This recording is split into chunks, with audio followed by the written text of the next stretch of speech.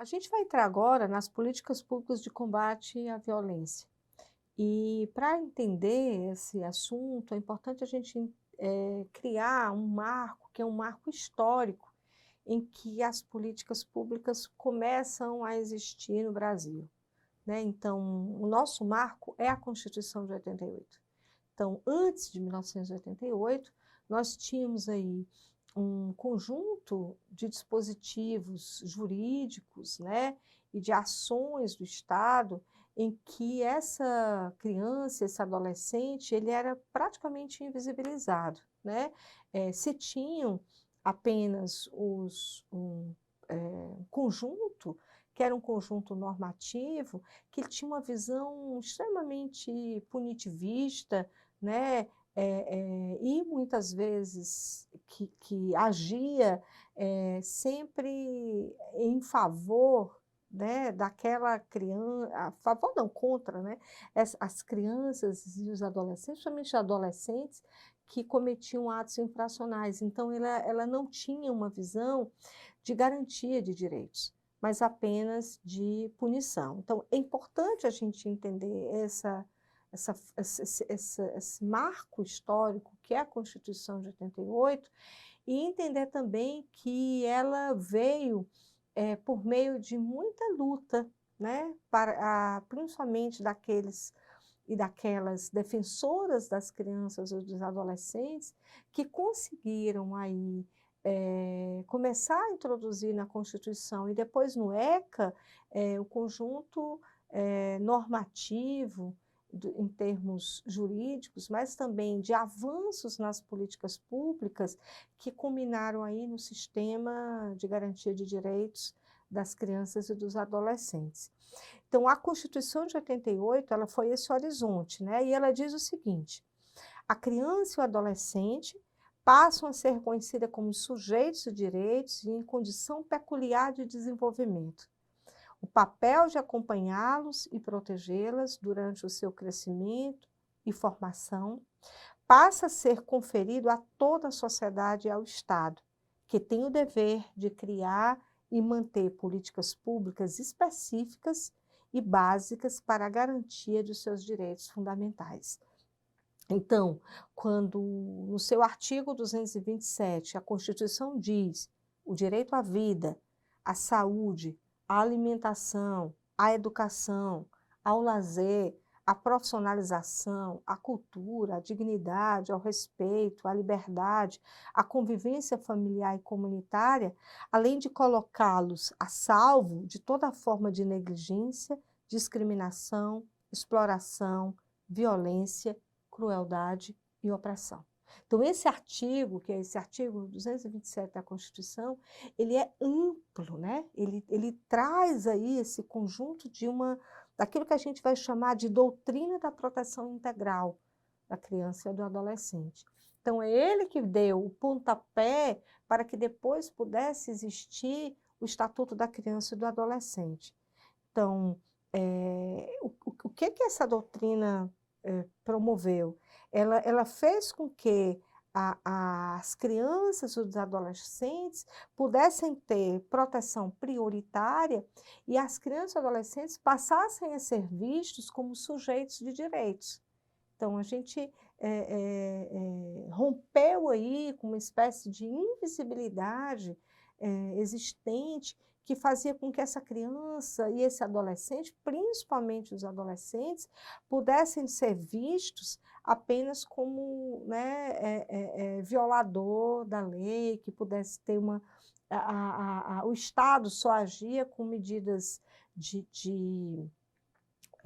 punição, e também ele era visto como o menor, né? Então, há uma ideia de uma espécie de menorização, fazia com que essa adolescente, essa criança, esse adolescente fossem vistos como o menor. Isso tudo porque a sociedade brasileira, ela era uma sociedade muito baseada em valores adultocêntricos. né? Então, esse adulto, ele construiu a sociedade a partir da sua própria experiência e da sua própria visão.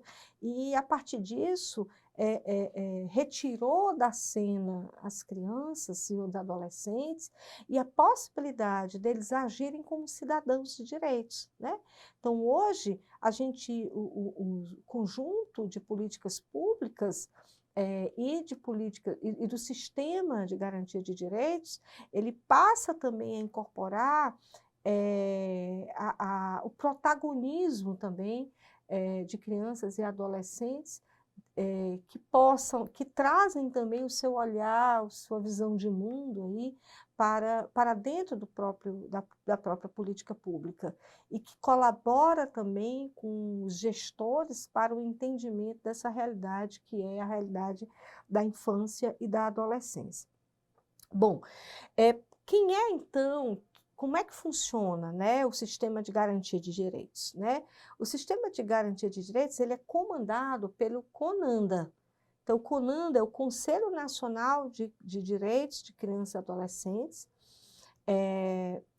Nele estão, né, os conselheiros, que são os conselheiros nacionais, que, por sua vez, estão interligados, ou que dão, né, esse comando aí para os conselheiros estaduais e municipais. Então, há uma interligação aí entre esses conselhos, né, que agem nos estados e nos municípios, né, apoiados por meio do sistema de garantias que devem estar estruturados em 3 eixos.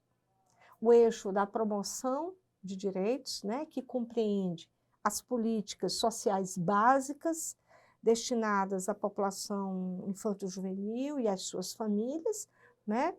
E o eixo da promoção de direitos, ela se vincula muito também com um conjunto de ações que são de assistência social, inclusive, e o eixo da defesa de direitos, que consiste em zelar pelo cumprimento dos direitos da criança e adolescente por meio de intervenções quando houver ameaça, né, ameaça de violação desses direitos. Então, está num conjunto de defesa. E o eixo do controle social. Então, o controle social, ele se trata da participação da sociedade, né? Seja na formulação, na fiscalização e no controle, né, das políticas públicas. Então, os conselhos, eles devem agir por meio desses 3 eixos, né? Seja o Conselho Nacional, o Conselho Estadual e o Conselho Municipal. Então, agindo a partir desses 3 eixos, a promoção, a defesa e o controle, os conselhos, eles têm um princípio que é muito importante, que é da democracia. Isto é, a própria sociedade, por meio das suas representações, eles passam também a intervir nas políticas públicas, construindo aí com os gestores ações de proteção a favor de crianças e adolescentes e também de enfrentamento dessas violências, né? Então, a gente vai chamar isso de controle social. Então, existe essa dimensão que é importante, que é o controle social da aplicação do sistema de garantia de direitos. Então, o controle social se dá por meio dessa representação da sociedade. E nessa representação, lembrando, inclui também os próprios sujeitos de interesse, né? No caso aí, os adolescentes, crianças e adolescentes que podem participar, que devem ser ouvidos, né? E que devem estar presentes aí nesses conjunto, né, de escuta que a gente faz para que a sociedade possa compreender esse seu universo e possa melhor agir aí nos seus sistemas, né, de participação. Bom, eu queria dizer que que essas instâncias, né, que são instâncias participativas de controle social, elas são típicas das sociedades democráticas. Então, as sociedades democráticas, elas têm que incorporar aí a participação da sociedade e esses conselhos, né, que a gente vai lembrar aqui, que são os conselhos nacional, estadual e municipal, ele envolve aí essa ampla participação por meio da sociedade civil que atua, né, a favor da criança ou do adolescente, como também que se articula com outros entes, que são os entes de garantia de direitos, como o Ministério Público, como